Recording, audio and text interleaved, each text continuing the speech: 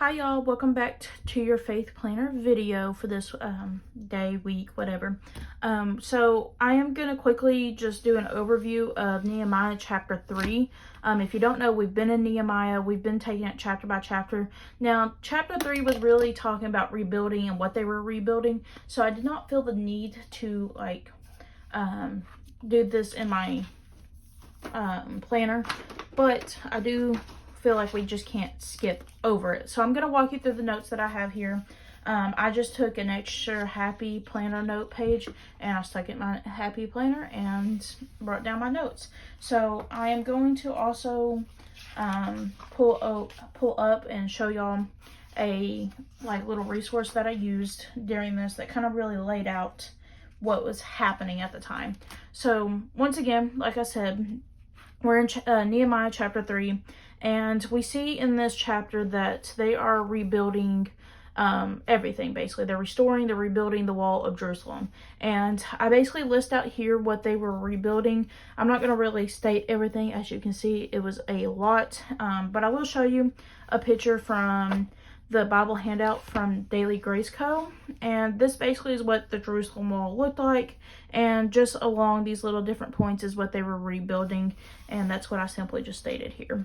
Now, I did put some important notes to this section within my little note sheet. And the first thing is, obviously they had a lot to rebuild and restore in Jerusalem, and really what Nehemiah was breaking down, or the writer of Nehemiah was breaking down in this chapter, was we see that they are rebuilding Jerusalem in manageable sections. So they're working gate by gate, they're working section by the wall from point A to point B, and they're just doing it in manageable times, at manageable sections, manageable time periods. It's also important to note that the priests were helping to build the sheep's gate, because the sheep that would be sacrificed in the temple would come through that gate.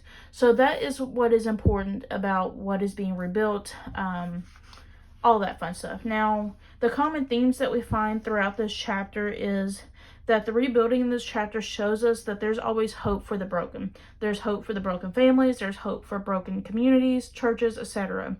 We see this in this chapter, that when God is bringing the right person to do his work, a lot can be done. For example, we see all these people in Jerusalem just hanging out, not caring about rebuilding the wall, but when Nehemiah comes along in the picture, he unifies them and starts to get things done and get things rebuilt.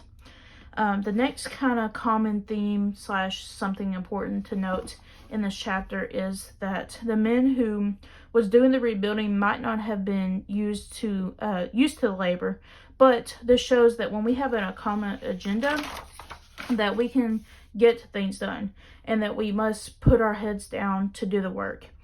The next thing we must realize is that we need to work on the issues a little at a time with God in the middle of it all.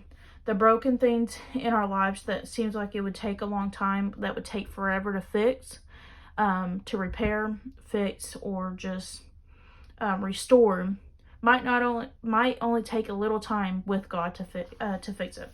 So those were just important things that we needed to pull out of chapter 3 to continue on in our study. And now we're going to continue on into chapter 4.